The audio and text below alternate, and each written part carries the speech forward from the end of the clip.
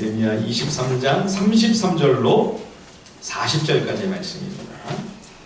예레미야 23장 33절로 40절 한 절씩 우리 교독하겠습니다. 예레미야 23장 33절에서 마지막 절까지 한 절씩 번갈아 읽습니다. 이 백성이나 선지자나 제사장이 내게 물어 이르기를 여호와의 엄중한 말씀이 무엇인가 묻거든 너는 그들에게 대답하기를 엄중한 말씀이 무엇이냐 묻느냐 여호와의 말씀에 내가 너희를 버리리라 하셨고 여호와의 엄중한 말씀이라 하는 선지자에게나 제사장에게나 백성에게는 내가 그 사람과 그 집안을 벌하리라 하셨다 하고 너희는 서로 이웃과 형제에게 묻기를 여호와께서 무엇이라 응답하셨으며 여호와께서 무엇이라 말씀하셨느냐 하고 다시는 여호와의 엄중한 말씀이라 말하지 말라. 각 사람의 말이 자기에게 중벌이 되리니 이는 너희가 살아계신 하나님 만군의 여호와 우리 하나님의 말씀을 망령되이 사용함이니라 하고 너는 또 선지자에게 말하기를 여호와께서 내게 무엇이라 대답하셨으며 여호와께서 무엇이라 말씀하셨느냐 너희는 여호와의 엄중한 말씀이라 말하도다. 그러므로 여호와께서 이와 같이 말씀하시되 내가 너희에게 사람을 보내어 너희는 여호와의 엄중한 말씀이라 하지 말라 하였으나 너희가 여호와의 엄중한 말씀이라는 이 말을 하였은즉 내가 너희를 온전히 잊어버리며 내가 너희와 너희 조상들에게 준 이 성읍을 내 앞에서 내버려 너희는 영원한 치욕과 잊지 못할 영구한 수치를 당하게 하리라 하셨느니라. 아멘. 오늘 이 예레미야 23장은 예레미야 전반부에서 상당히 중요한 의미를 갖고 있는 내용입니다. 유다 왕국의 마지막 이 말기 요시야 왕의 아들, 손자들 4명의 임금이 약 20여 년이 조금 넘는 그 기간을 통치하게 되는데 이때 이제 유다가 3차에 걸친 바벨론 제국의 침공으로 결국은 패망하고 이제 바벨론 포로로 다 끌려가게 되는 거죠. 유다 왕국의 이 중요한 마지막 시기에 하나님께서는 이미 앞서서 일찍부터 요시야 왕 때부터 이 예레미야를 보내 그를 통하여 유다 왕국에 닥치게 될 이 무서운 환난과 재앙을 하나님께서 미리 상세하게 말씀해 주셨습니다. 그런데도 이 유다 왕과 백성들이 주님의 음성에 귀를 기울이지 않는 거죠. 하나님은 일찍부터 무수히 비상경보를 울리십니다. 재난 문자가 알람을 탁 우리에게 울려주듯 주의 종 선지자들을 부지런히 주님이 보내셔서 말씀하시고 또 말씀하셨죠. 암탉이 그 병아리를 날개 아래 품는 것처럼 예루살렘과 그 백성을 아끼시고 사랑하시는 하나님 아버지께서 점점 가까이 다가오는 그 무서운 환난을 미리부터 예고해 주셨지만 그럼에도 불구하고 그 경고의 메시지를 귀담아 듣는 이들이 많지 않았습니다. 왜 그렇게 귀를 꼭 닫고 그 소중한 음성에 무감각, 무반응으로 일관했을까요? 그 중요한 원인 중에 하나는 바로 거짓 제사장과 거짓 선지자들이었습니다. 이들은 하나님이 보내시지 않으셨는데도 마음대로 주의 종 행세를 하면서 주님이 주신 말씀이 아닌데도 자기들의 생각과 자신들의 마음에서 나온 그런 메시지임에도 그것이 마치 하나님께로부터 받은 하나님의 메시지, 하나님의 말씀이냐 이거를 하나님의 말씀이라고 왕과 백성을 속이는 거죠. 그래서 예레미야가 하나님께로부터 받은 말씀을 그대로 전달하면서 예루살렘이 이대로 가면 반드시 패망한다. 성전도 다 무너진다. 이렇게 메시지를 선포했는데 거짓 선지자들이 훨씬 더 많은 대다수의 거짓 선지자들의 메시지는 정반대였죠. 예레미야 6장 14절에 보면 그들이 내 백성의 상처를 가볍게 여기면서 말하기를 평강하다 평강하다 하나 평강이 없도다. 이게 거짓 선지자들의 메시지였습니다. 평강하다, 괜찮다. 이게 8장에도 또 나오죠. 한번 가사 우리 거기 같이 한번 읽어볼까요? 예레미야 8장 한번 찾아보겠습니다. 예레미야 8장 11절 우리 함께 찾아서 같이 한번 읽어봅니다. 예레미야 8장 11절입니다. 다 같이 한 목소리로 읽겠습니다. 예레미야 8장 11절 시작. 그들이 내 백성의 상처를 가볍게 여기면서 말하기를 평강하다 평강하다 하나 평강이 없도다. 옛날 개혁 성경에는 이 부분을 뭐라고 해놨냐면 그들이 내 백성을 심상히 여기면서 말하기를 평강하다 평강하다 하나 평강이 없도다. 그 심상히 여긴다 하는 게 뭐냐? 대수롭지 않게 여긴다 하는 것. 지금 예레미야에게 주시는 하나님의 말씀은 얼마나 지금 심각합니까? 북방에서 지금 가마가 펄펄 큰 가마솥이 펄펄 끓고 있다는 겁니다. 이게 기울어지기만 하면 유다로 왕창 다 쏟아질 텐데 얼마나 무시무시한 일입니까? 그렇죠? 그런데도 지금 이 거짓 선지자들, 거짓 제사장들은 주의 백성들의 이 환난을 건성으로 다루면서 괜찮다. 아무 일도 안 일어난다. 하나님이 주의 도성에 평화를 주시지 않으면 어디 주시겠는가? 여기가 여호와의 성전이 있는데 어떤 나라 어떤 권력자가 감히 여호와의 성전을 건드릴 수가 있겠는가? 그러면서 다 괜찮을 거야. 잘 될 거야. 괜찮아. 안심해. 피상적인 위로에만 열을 올리고 있는 거죠. 중병으로 고통받는 환자가 병원에 갔는데 병원에서 의사가 심상히 여기는 거죠. 아무렇지도 않게 대수롭지도 않게 다루면서 그냥 진통제만 처방해주고 있다면 여러분 그 병원을 우리가 다시 가겠습니까? 예. 비록 고칠 수 있는 희망이 없다고 할지라도 환자가 원하는 것은 뭐겠어요? 그 모든 진단과 검사의 결과를 통해 정확한 원인, 예, 확실한 병명을 좀 진단해 주기를 바라는 그런 마음이 환자의 마음이 아니겠습니까? 예. 영적인 차원에서도 마찬가지입니다. 지금 이 심각한 영적 질병에 걸린 이 유다의 이 문제를 깊이 파헤쳐서 그 근원적인 문제를 드러내지 아니하고 그냥 립서비스만 해주고 있는 거죠. 듣기 좋은 이야기, 당장 듣기에는 참 쉽고 편하고 마음을 즐겁게 해주는 그런 이야기만 떠들고 있다면 여러분 그것이 무슨 위로이고 격려입니까? 그거는 거짓말이죠. 예, 그거는 영혼을 속이는 영적인 사기극이죠. 그래서 우리가 얼마 전 2달에 걸쳐 로마서의 복음을 같이 살펴보았습니다만 복음은 기쁜 소식을 그래가지고 우리에게 처음부터 당장 듣기에 좋은 이야기, 재밌는 이야기, 행복한 말, 좋은 소식을 우리에게 이야기해줬나요? 아니요. 로마서 1장 처음 딱 시작이 하나님을 멀리 떠난 하나님의 진노 아래에 있는 죄인들은 하나님의 진노가 그 머리 위에 지금 내려와 있다. 끓는 가마가 죄인의 머리 위에서 지금 펄펄 끓고 있다는 겁니다. 하나님과의 관계를 회복하지 않으면 하나님과 화목하고 화해하는 그런 관계로 들어가지 않으면 이 심판의 가마가 이 가마솥이 언제 쓰러질지 언제 쏟아질지 모른다. 그렇게 로마서의 복음을 시작하죠. 복음이 복음되기 위해서는 먼저 두렵고 무서운 흉음의 소식을 선포하지 않으면 그걸 통해 내가 어떤 문제가 있는지를 죄인에게 어떤 심각한 절망적인 그러한 영적 실상임을 제대로 먼저 보여주지 않으면 복음이 복음될 수가 없는 것이죠. 내 백성의 상처를 가볍게 여기며 평강하다 평강하다 하나 평강이 없도다. 여기 가볍게 여긴다는 이 단어는요 대수롭지 않게 여긴다는 뜻만 있는 게 아니고요 경멸한다, 저주한다 이런 의미가 이 한 단어에 같이 포함이 되어 있습니다. 예. 하나님께서 백성의 이 중한 상처를 고쳐주시려고 그들의 죄의 문제를 지금 심각하게 다루시며 엄중히 말씀하시는데 그런 말씀을 가볍게 여긴다면 그것은 말씀을 무시하는 정도가 아니라 하나님을 저주하고 하나님을 경멸하는 것이다. 예, 하나님을 정면으로 도전하며 반역을 저지르는 행위는 바로 말씀을 가볍게 여기고 대수롭지 않게 생각하고 그냥 말씀을 흘려듣는 거 귀담아 듣지 않는 거 그것이 하나님을 가장 능멸하는 악행인 거죠. 히브리어를 이렇게 살펴보다 보면 참 이 성경을 기록하는데 사용되는 단어라 그런지 굉장히 그 의미가 참 깊다 그런 경우를 종종 보게 됩니다. 예를 들어 한 단어가 두 가지 의미를 다 갖고 있는 경우들이 참 많아요.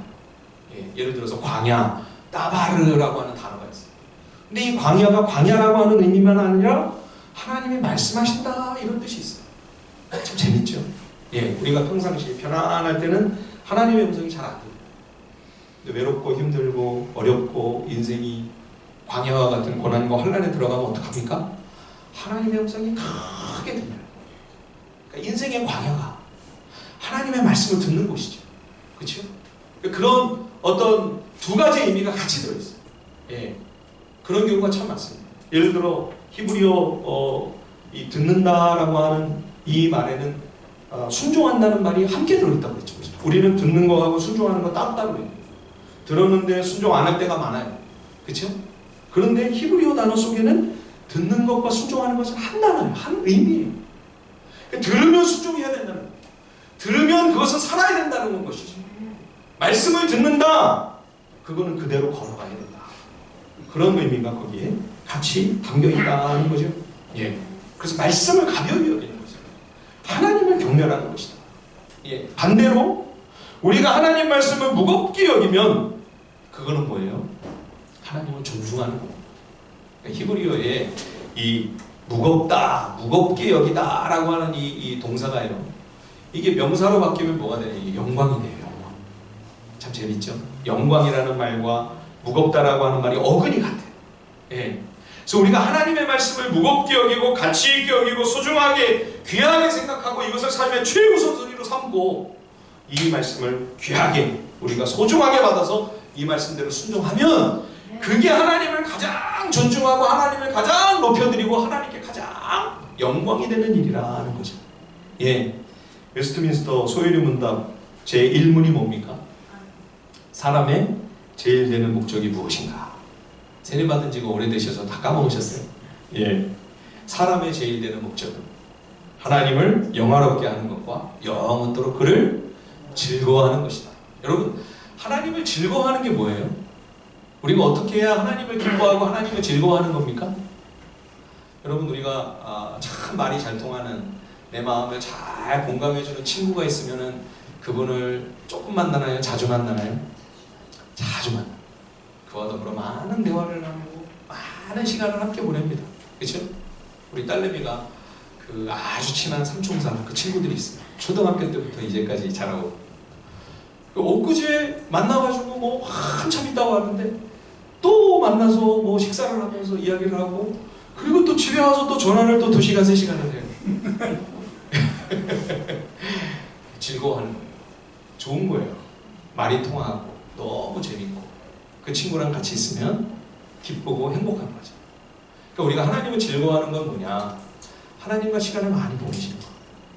하나님 앞에 나와서 기도하면서 내 마음을 하나님께 다 쏟아놓고 슬프고 괴로운 마음, 분노와 마음의 증오와 이 모든 감정들도 하나님 앞에 다 쏟아놓고 보기에 괜찮은 모습만 아니라 부끄러운 모습까지도 하나님께 다 있는 그대로 오픈하면서 하나님 앞에 내 마음을 다 내어놓고 그리고 하나님 앞에 기도하면서 하나님과 시간을 함께 보냅니다.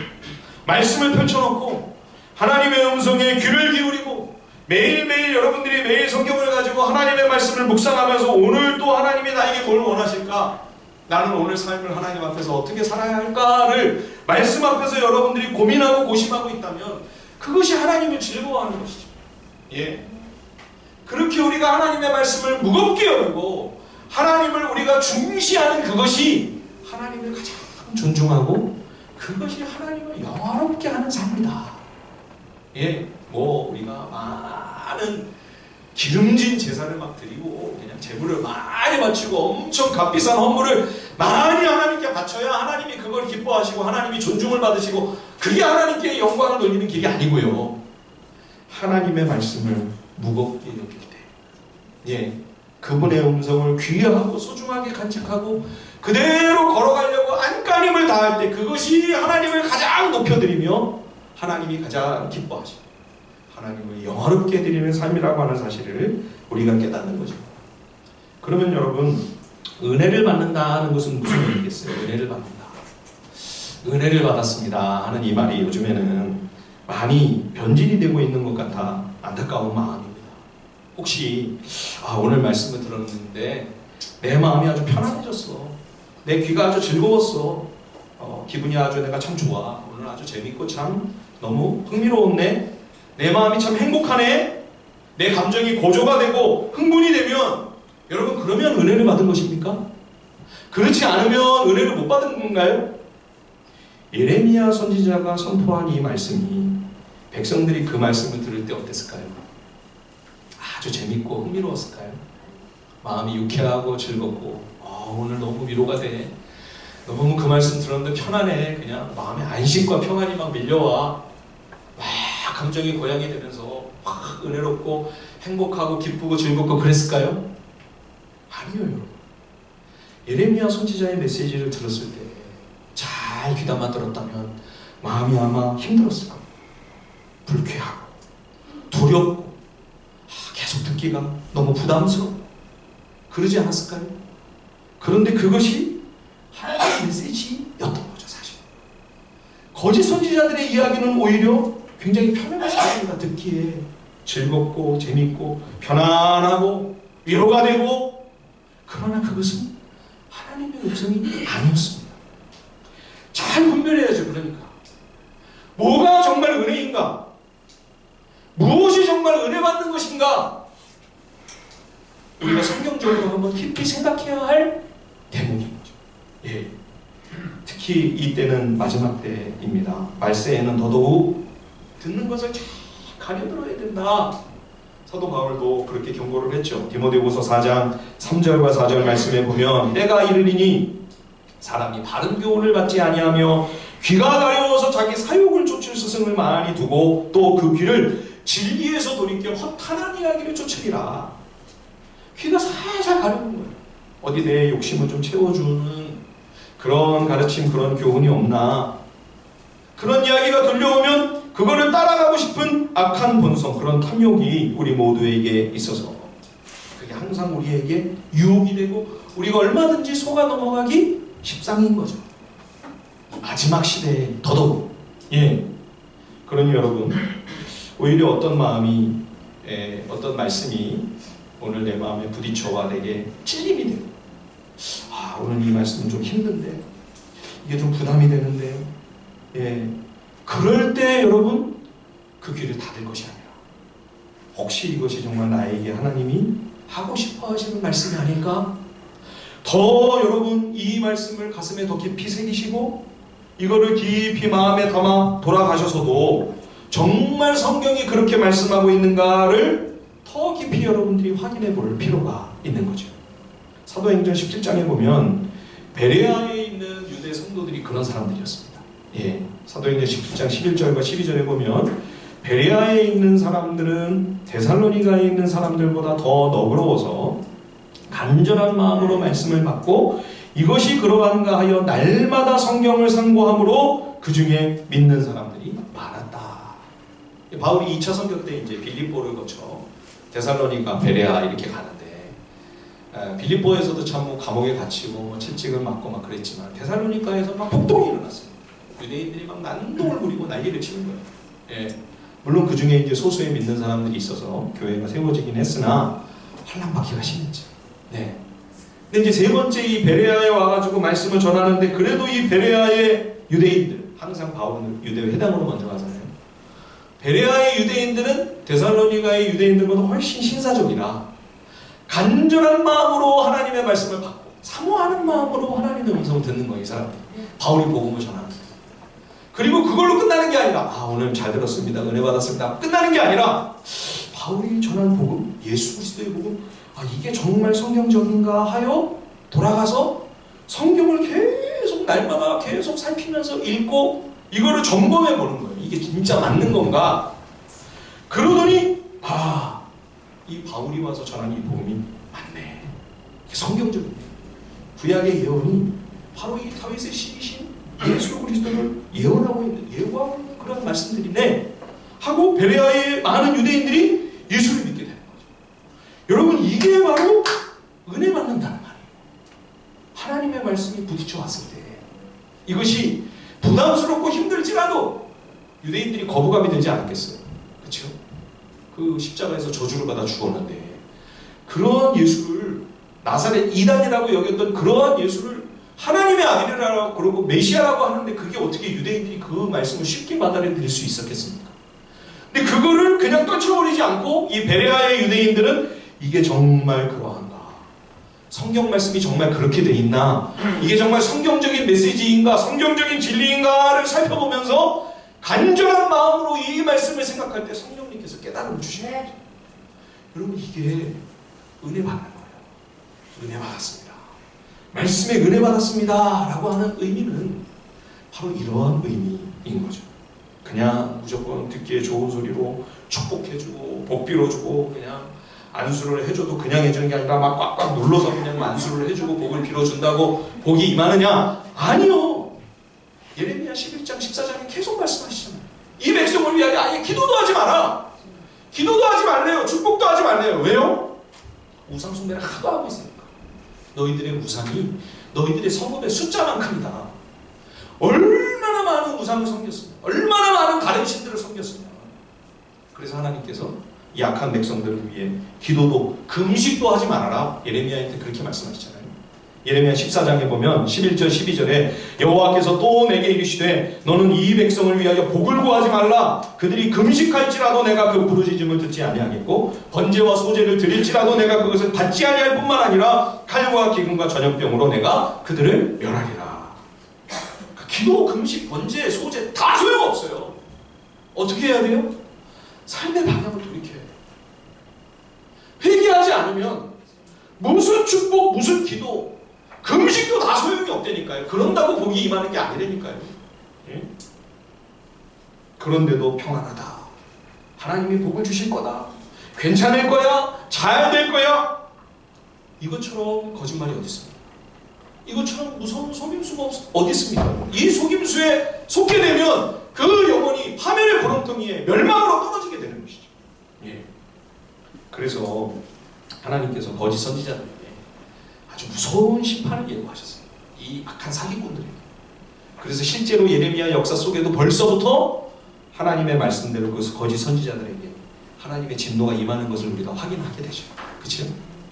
그래서 예레미야가 늘 고초를 당하고 환난을 당하고 고향에서도 버림받고 친척, 친구들, 부모 다 형제들에게 다 버림받았어요. 예레미야가. 그런데도 그래서 너무 힘들기도 하고 때로는 약해지기도 하고 영적으로 침체가 될 때도 있었지만 그러나 치열한 영적 싸움을 싸우면서 끝까지 하나님의 말씀을 있는 그대로 백성들에게 전달하려고 몸부림을 치는 거죠. 지금 당장은 쓰지만 그러나 이것이 그 영혼의 좋은 양약이 될 것이기 때문에 순전한 하나님의 말씀을 전하는 일에 매진합니다. 그래서 우리에게 정말 귀한 복음을 이 예레미야가 선포해 줍니다. 한번 우리 찾아서 한번 읽어보시죠. 예레미야 13장으로 한번 가보겠습니다.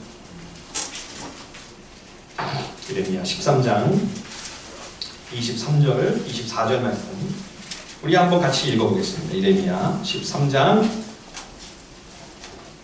예레미야 13장 23절, 24절 다 같이 한번 읽어보십시다. 한 목소리로 예레미야 13장 23절, 24절 시작. 굿수인이 그의 피부를 표범이 그의 반점을 변하게 할 수 있느냐? 할 수 있을진데 악에 익숙한 너희도 선을 행할 수 있으리라. 그러므로 내가 그들을 사막 바람에 불려가는 검불같이 흩으리로다. 예, 흑인이 그 피부를 희게 할 수 있겠는가? 아무리 이 비누로 씻는다고 해도 피부 색깔을 바꿀 수 있습니까? 안 되죠. 표범이 그 가죽에 그 점이 있는데 그 점을 뽑아버릴 수 있습니까? 표범이? 예, 안 되죠. 죄인이 그 죄악을 버린다고 하는 것은 그렇게 불가능한 거다. 그러니 여러분 우리가 우리의 의와 우리의 선행으로 구원에 이룰 수 있겠습니까? 불가능한 거죠. 안 되는 거예요. 우리의 소망은 오직 예수 그리스도밖에 없어요. 예, 여러분 예수 안 믿고 악을 행하고 있는 그런 주변 사람들이 남편이나 또는 자녀들이나 이런 분들에게 여러분 아무리 뭐라고 해봐야 소용없어요. 그런다고 그거를 바꿀 수 있나요? 그거를 변화시킬 수 있나요? 본인이? 나도 안 되는데요. 나도 안 되는데 누구에게 우리가 이야기를 하냐고. 우리 주님의 은혜가 아니면 안 되는 겁니다. 굿수인이 그 피부를, 표범이 그 반점을 없앨 수 있겠는가? 불가능하다. 그게 가능하다면 악에 익숙한 너희도 그 악을 버릴 수 있을 거다. 예레미야 17장에도 또 이런 말씀이 나옵니다. 자, 예레미야 17장 한번 가서 보실까요? 예레미야 17장 거기도 한번 같이 읽어보겠습니다.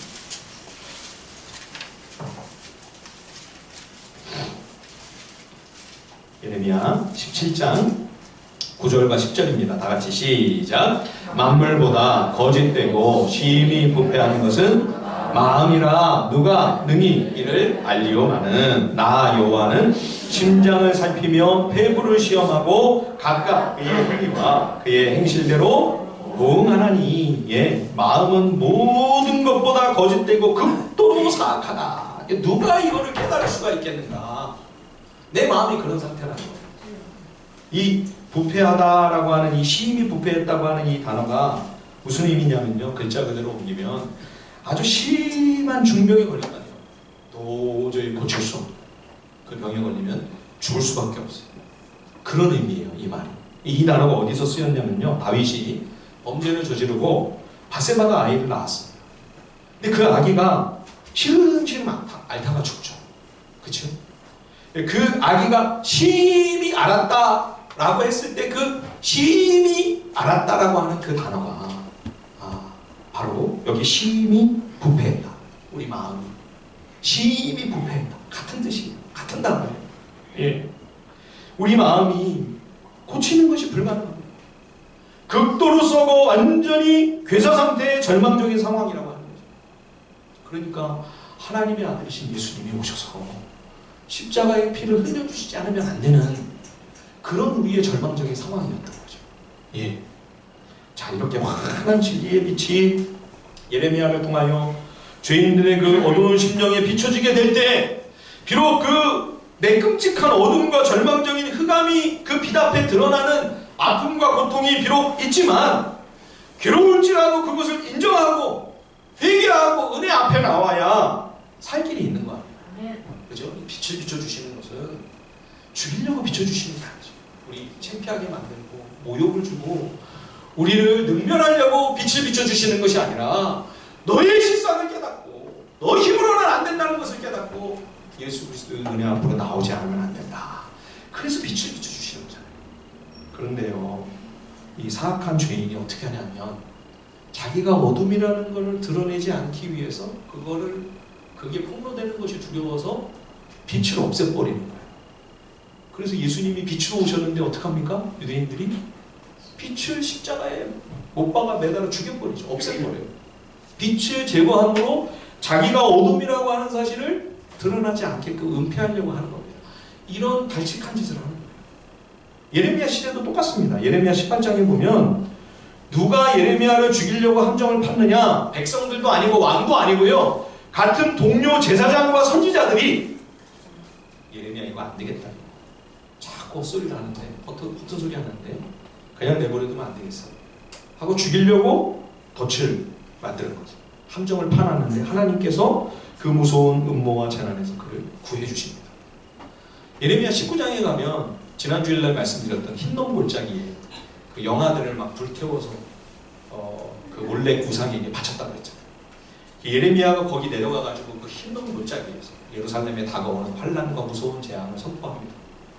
그리고 올라왔더니 예레미야 20장에서 그 성전의 최고 책임자인 제사장 바수불이라고 하는 사람이 예레미야를 잡아다가 막 채찍질을 하고 나무 고랑으로 그 목에다가 칼을 채워가지고 가둬둡니다. 그리고 다음날 예레미야를 풀어줍니다. 왜 그랬을까요? 예루살렘이 어디 감히 망한다. 여호와의 성전이 무너진다고? 어디 그런 거룩한 성전을 모독하는 그런 말을 함부로 그런 막말을 짓거리고 다니냐. 또 너 그런 소리 하면 다음번에는 진짜 가만히 안 둔다. 다음번에는 죽는다. 그러면서 풀어준다.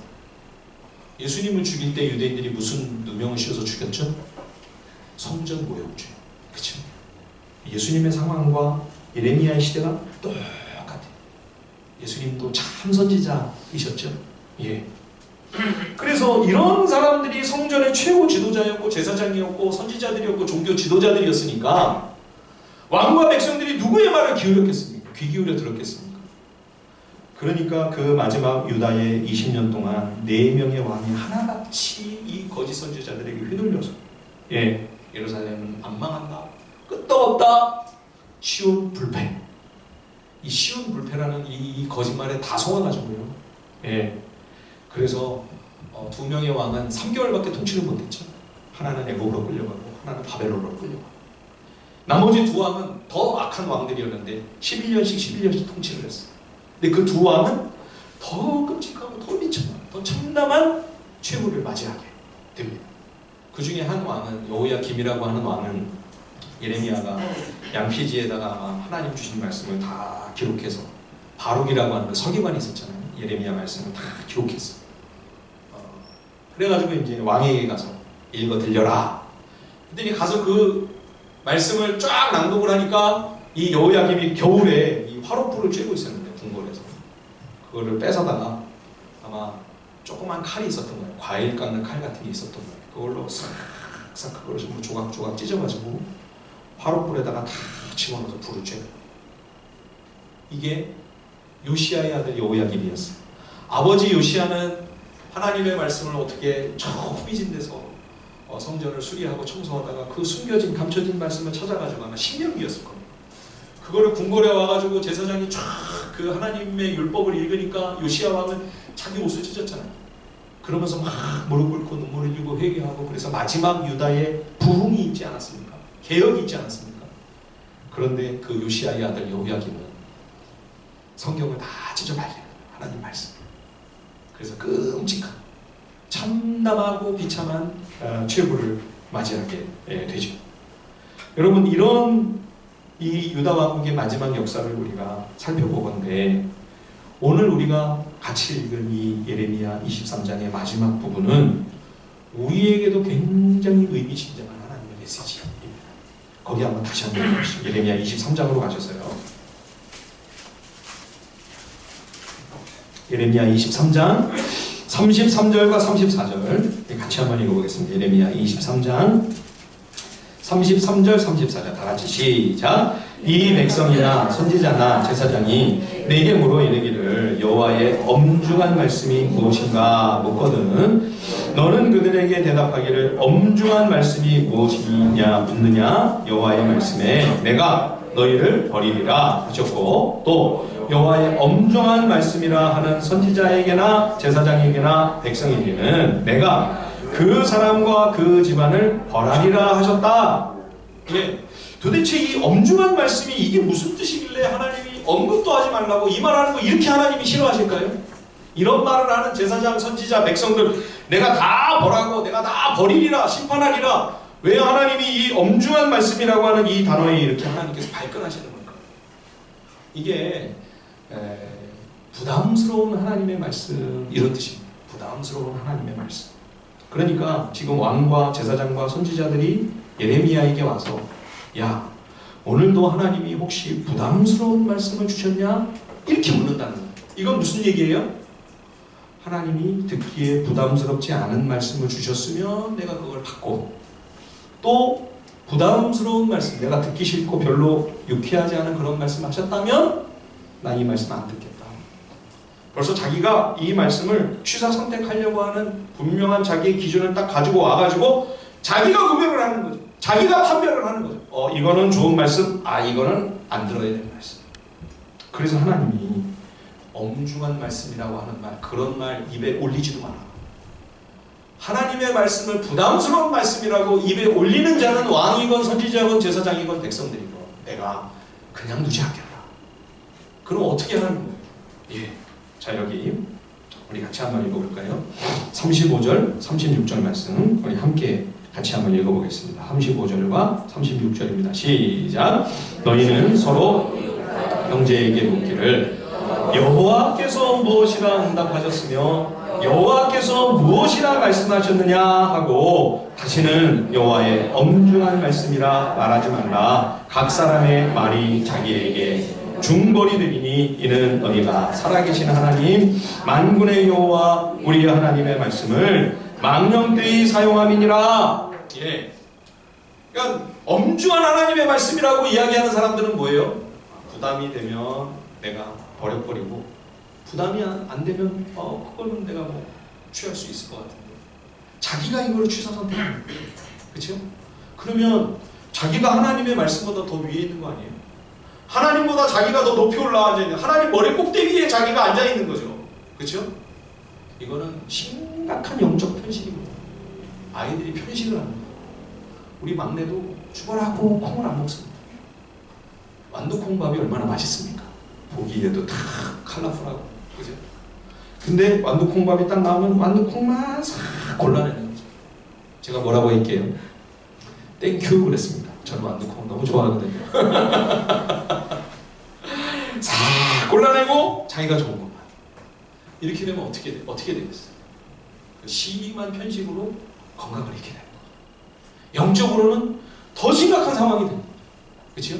그래서 하나님께서 뭐라고 말씀하시냐면, 너희는 부담스러운 하나님의 말씀, 이런 소리에 짓거리지 말고 오늘 하나님이 뭐라고 말씀하셨느냐, 과연 무엇이라 말씀하셨느냐, 이거 한 가지만 물어보라는 거예요.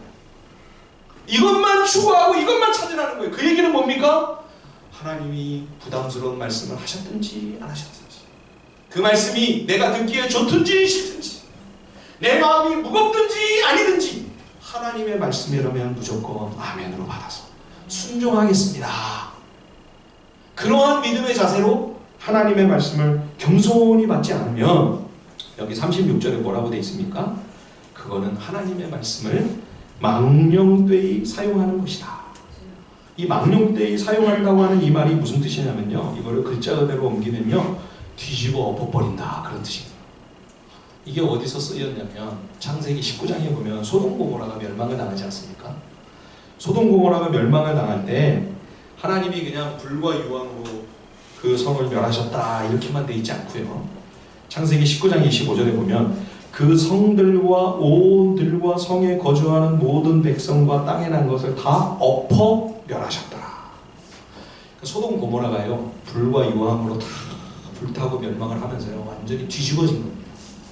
지금도 소돔 고모라는 유적을 찾을 수가 없습니다. 아마 사해 근처 어딜 거라고 생각을 하는데 못 찾아요. 왜 못 찾을까요? 뒤집어졌거든요. 예, 이게 똑같은 단어입니다. 망령되다는 말과 뒤집어진다는 말이 똑같은 단어예요. 무슨 얘기냐면, 하나님의 말씀을 정말 내가 무슨 말씀이든지 그대로 순종하겠습니다 라고 하는 겸손한 마음으로 이 말씀을 받으려고 하지 않으면 거짓 선지자들 같이 언제든지 하나님의 말씀은 니네들 마음대로 뒤집어 버릴 수 있다는 거예요. 왜곡이 돼버렸죠. 거짓 선지자들이 하나님의 말씀, 예레미야에게 주신 하나님의 말씀을 뒤집어 버렸잖아요. 심판은 임하지 않았다, 괜찮다, 아무 일 없을 거다, 잘 될 거야, 망령되이 하나님의 말씀을 살려버렸죠. 우리도 똑같습니다.